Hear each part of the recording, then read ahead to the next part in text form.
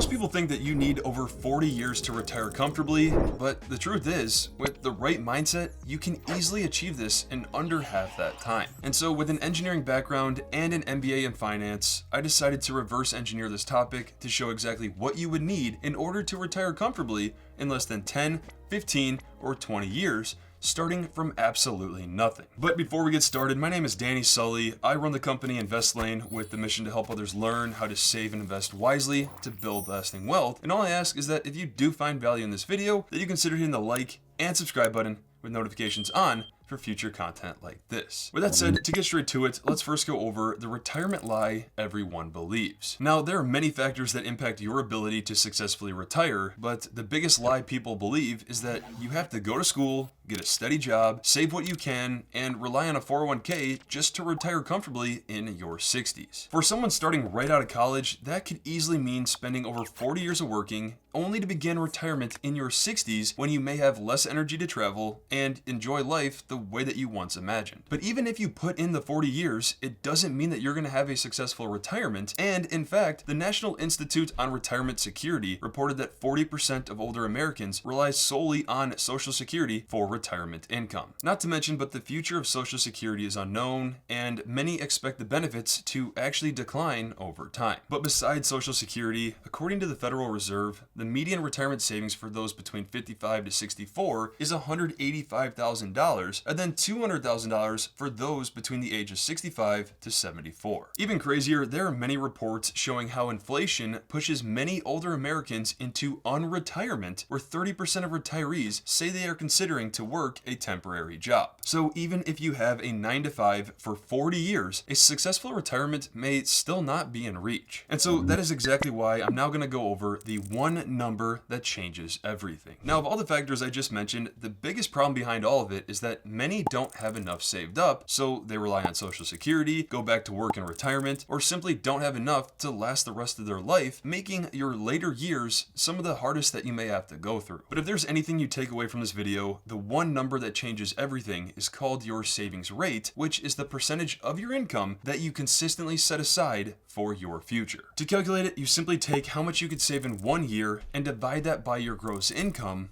and the ideal range is to have at least a 15 to 20% savings rate. So let's just say that you're an engineer that makes $100,000 a year and you end up saving $20,000 after a full year. That means that you would have a 20% savings rate. Or say you're a nurse that makes $60,000 per year and you save $9,000 after a full year. That means you would then have a 15% savings rate. But the biggest thing to realize is that a 15 to 20% savings rate, unless you're a very high income earner, that won't allow you to retire early on. You see, let's just meet in the middle and say that you have a $75,000 salary and you have a savings rate of 15%, which means you would save $11,250 every year. And that means it would take you 43 years until you can retire, which by the way is based off of a 5% annual return. But for that, realize that compound interest is powerful, but it takes a long time to truly reap the benefits. And if you have a shorter time frame, say 5 to 10 years even, the most important number is not your ROI, it's your savings rate. But if you focus on this one number and increase that to 50%, which means you would save $37,500 every year, you can now potentially retire in just under 17 years. So if you're 25 right now, that means by age 42, you could put yourself in a great position. Now, to look at things from a different angle, notice in this design by InvestLane, how much you would need to invest each month in order to reach $1 million by retirement that we'll say is age 65. If you're 21 with plenty of time to compound your savings, that means all you would need is $225 per month. If you're 25 years old, that means you would need to save $325 per month. If you're 35, that would require $725, where if you're 45, that would be $1,750 every month. And if you wait until you're 55 to get started, that would require $5,600 every month that you would need to save. So while this is different for everyone, I now want to cover the key things you can do in order to speed up your retirement. Now, the first thing to realize here is that your savings rate is the most important starting point that you can improve on. So one of the best things that you can do is cut back on spending. For many, you may have unused subscriptions that are charging you every month. You may love to eat out instead of cooking at home, or maybe you love to buy new clothes. Just a few changes or even limiting how much you spend in certain areas could really help you stay on the right track for your goals, and is why you may hear many say you really need to live below your means. You see, if you were able to save $500 every month and put that into the stock market, after 20 years, that could turn into $359,000. But if you find a way to save another $500 every month, that could instead turn into $718,000. But besides cutting back, another area many overlook is eliminating bad debt as soon as you possibly can. Now, one of the worst here is credit card debt, since they charge such a high interest rate, and that can easily put you in the wrong path financially that makes it really hard to get out of. In fact, credit card debt has been rising significantly over the past years, and the average APR for current cards is roughly 21% of interest. In the end, to become financially free and have a successful retirement, you have to be free of bad debt. Besides that, one of the best ways that I love to think about for speeding up your retirement is to increase your income. Whether that be a side job, freelancing, asking for a promotion, switching jobs, or starting your own business, let's just keep it simple and say that you work 4 hours on the weekend doing something that you like and you earn $25 an hour. That's another $100 a week, which is another $400 every month. An extra $400 per month can really go a long way, especially if you cut back on spending as well, because your savings rate could then potentially even double or triple in no time. Or say you were looking to buy a home, imagine being able to rent out a portion of it, potentially covering all of your housing costs. But from there, you have to actually do something with your savings, because if you let it sit in your checking account or under your bed, it's actually losing value to inflation. So the next step here is to invest properly. For those that want the simplest way to invest, buying a simple index fund like the S&P 500 is super easy to buy, has a very low cost, provides great diversification, and historically it has done very well for investors that have held on to it. But the biggest thing to realize here is that the goal when it comes to investing, no matter what, is to maximize your potential returns while minimizing the downside risk of losing money. Now, the S&P 500 is a super simple and solid option for long-term investors, but there are other opportunities to invest your money into, like real estate, where let's say you put $50,000 into a $200,000 property and you flip it to $300,000 after a full year of renovating it, you may end up profiting $50,000, and you could use those profits to put it into another property or even turn it into a rental to earn a cash flow. But besides that, other investments could be crypto, gold, art, any sort of collectibles, or even your own business, but you have to remember how much risk you are willing to take. But above all, in order to invest properly, you have to remember to optimize your taxes, because that can have a huge impact on how much you actually keep on your own. So understanding accounts like an HSA, that is a triple tax advantaged account, or a 401k with a potential employer match, or even a Roth IRA early on for those that can invest throughout the years to end up having a tax-free nest egg, those could all be greatly beneficial for you, especially down the road. Now, if you are investing in a normal taxable brokerage account, depending on how you invest, let's say that you buy high income ETFs, you could easily have taxes drag down your after-tax returns by 2% per year, which, based on the earlier example of $718,000 from 20 years averaging 10% per year, if that dropped to 8% per year because of tax drag due to inefficient investments, you would end up having $568,000, which means you'd have $150,000 less due to taxes. And not to mention, but high income investments typically do not grow as strong over time. So if you instead buy growth investments, say a simple growth ETF like VUG, QQQ, or SCHG, if you could hold on to them through short-term volatility, you could really be in great shape in no time. And then if we talk about real estate or other businesses that allow many tax write-offs, that could be extremely beneficial and allow one to build assets with significant value to be sold one day or even reap an income from it.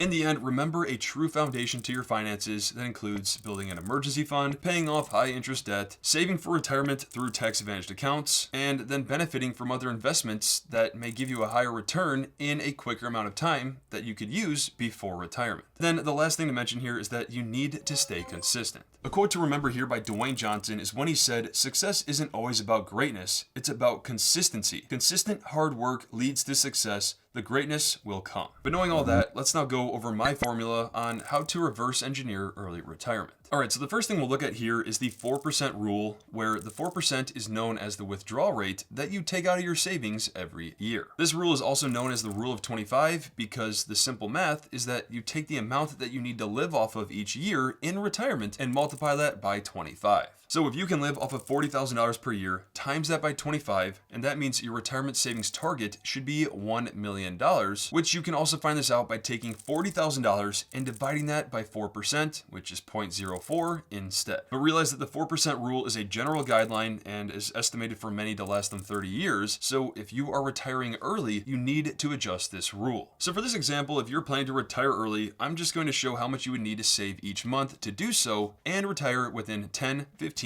or 20 year targets. But the first thing is that because you are retiring early, I'm going to drop that 4% withdrawal rate down to 3%, but please realize that this depends entirely on your own situation. Now, we're just going to say that you need $40,000 per year in order to cover your annual expenses, and all that means is that you would take $40,000 and divide that by 3%, 0.03, which means that you would need $1.33 million in order to retire early. That may sound like a ridiculous amount right now, but if you follow this system, you could definitely achieve it if you put your mind to it. And so the first scenario, let's just say, is that you want to achieve this goal in at most 20 years from now. That means that you would need to save $29,000 per year, which is $2,400 per month. Now that may sound like a ton, but I would say for anyone that makes over $75,000 a year as gross income and you are very careful with your spending, that this is definitely doable to achieve. But let's say that you want to cut that down and retire in 15 years, then that means that you would need $49,000 per year, which is roughly $4,100 per month saved, which means no matter what, you're really going to need to focus on increasing your income and ideally earning at least $100,000 while still being very cautious with your spending. Or let's say that you want to go hard so that you can retire within 10 years. For these shorter periods, it's really not about your investments compounding with time in the market, but how much you can actually save. And for this, you would need to save $92,000 per year, which is $7,700 per month. Ideally for this, you would want to be making at least $150,000 per year. So whether that be freelancing on the side with something you're good at, investing into real estate, or anything else that you could do to increase your income, that is incredibly important to understand if you want to retire early within 10, 15, or even 20 years, because cutting back spending can only do so much, and you need to ensure that you are saving X amount of money every month in order to achieve that goal. Now, if these amounts seem high to you, even for the 20-year period, remember that the amounts can change significantly based on the income you need when you want to retire early. For example, you may have cash flow from a rental property, you may have fully paid off your house and have no debt, and don't forget the potential of other benefits down the road like Social Security or even a pension that may also help your situation. In the end, you have to understand at what age do you want to retire early, what savings and placements you have set up, what other income sources you may have that could reduce how much you may need from your savings, or any other impacts that could greatly change the results. Now, I will say, even if you plan everything out and retire early, let's say by age 40, chances are that you're not going to stop doing things altogether. You'll likely build strong skills along the way, and those skills may turn into something you actually enjoy doing, whether that's a side project, freelancing, or even a business that brings in an extra income. So realize here that the goal of early retirement and the concept behind this entire video, it's really not about doing nothing when you can retire early. It's about gaining the flexibility and freedom